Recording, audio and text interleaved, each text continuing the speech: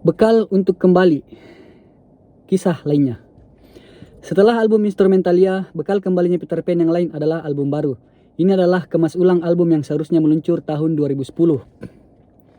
Sejumlah pembaruan kami lakukan agar sesuai dengan perkembangan musik yang ada, terutama dari segi sound. Dalam 2 tahun terakhir banyak perkembangan dalam musik dunia dan Peter Pan harus menyesuaikan diri dengan itu. Kata Reza, sound di album itu sekarang terdengar kuno. Reza sendiri sangat antusias memperbarui suara drumnya. Sorry. Lukman juga menyimpan semangat yang sama. Bahkan persiapannya bukan hanya sekadar mengubah sound, ia melakukan perubahan besar-besaran pada sumber suara yang menjadi bagiannya. Semua gitar yang dimilikinya di Lego, dan ia hanya menyisakan 2 diantaranya, PRS dan Luna, gitar buatan Korea Selatan, yang menurut dia memiliki kualitas yang tak kalah dibandingkan gitar beken lainnya. Lukman juga melakukan upgrade efek gitarnya. Bila semula ia menggunakan banyak efek gitar jenis Stompbox, kini Lukman menggunakan switching system custom audio buatan Bob Bradshaw. Harganya mungkin lebih mahal daripada efek gitar dia sebelumnya. Lukman memang sejak lama berusaha mencari cara untuk membenahi sektor ini. Berbagai efek gitar dicobanya, namun ia selalu merasa ada yang kurang. Saya ini tipe gitaris yang senang mendengar suara gitar yang keras, katanya. Sebelum sampai ke custom audio, Lukman banyak bertanya kanan kiri, berdiskusi dengan gitaris yang lebih senior. Ia juga rajin mengunjungi forum-forum diskusi di dunia maya untuk mendapatkan jawaban. Ketika nama Bob Bradshaw menyeruak, Lukman tidak langsung membeli peranti itu. Ia malah melakukan korespondensi langsung dengan Bradshaw melalui internet. Semua jawaban Bradshaw makin membulatkan keputusannya. Perubahan yang dilakukan Lukman tak lepas dari keinginannya agar sound yang keluar dari gitarnya juga menjadi pertanda bagi kebaruan dirinya dan Peter Pan. Dulu banyak yang mengatakan apa saja peralatan yang dipakai Lukman tidak masalah. Toh yang dihasilkan adalah nada-nada khas Peter Pan, khas Lukman. Kini ia ingin bermain bagus dengan peralatan yang bagus juga. David termasuk yang realistis menghadapi rencana kembali ini. Kegagalan peluncuran album pada tahun 2010 membuat David mengatakan bahwa rasa puasnya ada pada pencapaian yang tidak terlihat manusia. Itu kemenangan tersendiri bagi saya, katanya. Di samping urusan sound, materi lagu dalam album baru itu juga kami perhatikan. Keinginan untuk mempersembahkan karya yang lebih fresh menjadi alasan utamanya. Selain itu, saya menginginkan album ini memperlihatkan dinamika di dalamnya. Saya sampai menganalisis keberhasilan album Bintang di Surga sebelum sampai pada kesimpulan itu. Album baru ini juga menjadi cermin dari kedewasaan personel Peter Pan. Ada 2 hal yang memberi indikasi ke arah itu. Pertama, untuk pertama kalinya Peter Pan bersedia menerima lirik yang ditulis orang lain. Kedua, lagi-lagi, untuk pertama kalinya single perdana adalah lagu yang tidak saya tulis. Mati Tanpamu adalah lagu yang liriknya ditulis orang lain, meski orang ini masih berada di lingkungan Musika Studios juga. Rian, vokalis The Massive, yang menulisnya setelah saya hingga menjelang deadline di tahun 2010 itu gagal membuatnya. Lagu ini sendiri sudah ada sejak penggarapan album Hari Yang Cerah. Namun persoalannya saat itu sama. Hingga menjelang akhir, saya juga tak berhasil menuliskan lirik ke dalamnya. Akhirnya, lagu itu ditinggal dulu tanpa lirik dan tanpa judul. Persoalan yang sama terjadi lagi ketika lagu itu hendak dimasukkan ke dalam album Sebuah Nama, Sebuah Cerita. Di album ini, saya mencoba lagi memasukkan Mati Tanpamu, tapi saya tetap tidak mendapatkan liriknya. Musika Studio kemudian menjorkan nama Rian, vokalis The Massive, sebagai jalan keluar. Saya, setelah lebih dulu berkonsultasi dengan personel lain, setuju dengan usulan tersebut. Awalnya saya kurang srek dengan liriknya, terutama karena ada kesan mendayu-dayu di dalamnya. Tapi setelah saya nyanyikan, kesan tersebut hilang sama sekali. Personel lain juga merasakan kesan yang sama, jadi aman. Karya David, Separuh Aku, disepakati menjadi single pertama. Lagu ciptaan David itu sebelumnya pernah diperdengarkan kepada yang lain. Hanya saja belum ada tanggapan atau masukan serius. Saya sendiri berpendapat lagu itu cukup potensial dan bisa dimasukkan ke dalam song list. Karena tidak ada tanggapan, sementara album masih kekurangan lagu. Saya membawa materi itu kepada Bu Acin. Bu Acin bilang, oke.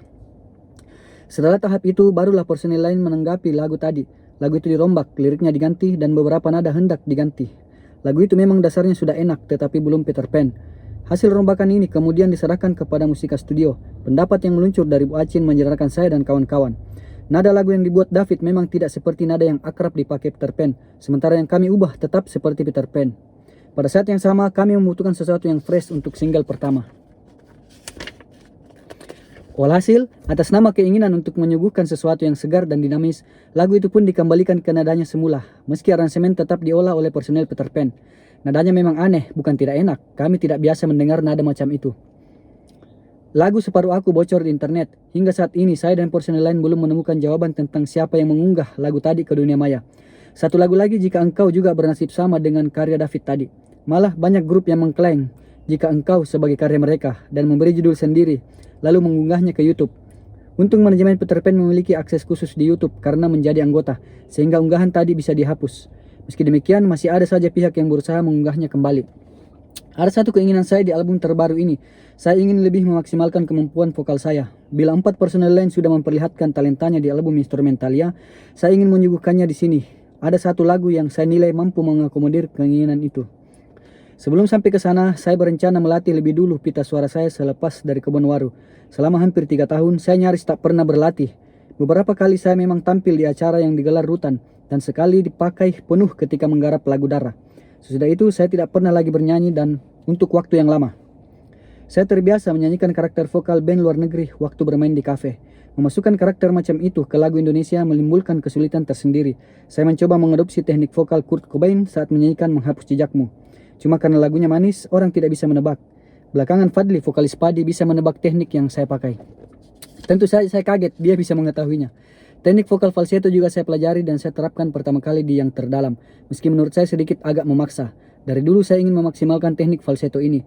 Saat ngamen di kafe, teknik ini saya pakai karena Peter Pan juga membawakan karya Radiohead dan Coldplay. Meski menguasai beberapa teknik vokal dan memiliki pengalaman menerapkannya, saya punya satu cita-cita. Cita-cita itu adalah bagaimana agar cuma saya yang bisa menyanyikan satu bagian tertentu dari sebuah lagu dan sulit diikuti oleh orang lain.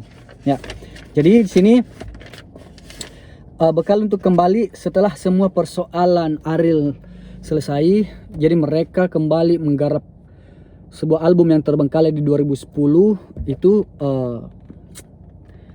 tentu di sini menceritakan tentang aransemen lagu tersebut, bagaimana teknik vokal Ariel, bagaimana keyboard David, bagaimana kemudian masalah pasar, bagaimana semua dijelaskan di sini. Jadi single pertama yang dipilih yaitu Separuh Aku, karya dari David. Dan di sini juga menceritakan lagu Mati Tanpamu, Hidup Untukmu. Itu lagu itu dibuat oleh liriknya ditambahkan oleh Rian Demasif sebagai jalan keluarnya. Kemudian selain itu teknik vokal Kurt Cobain juga diterapkan oleh Ariel di beberapa lagunya.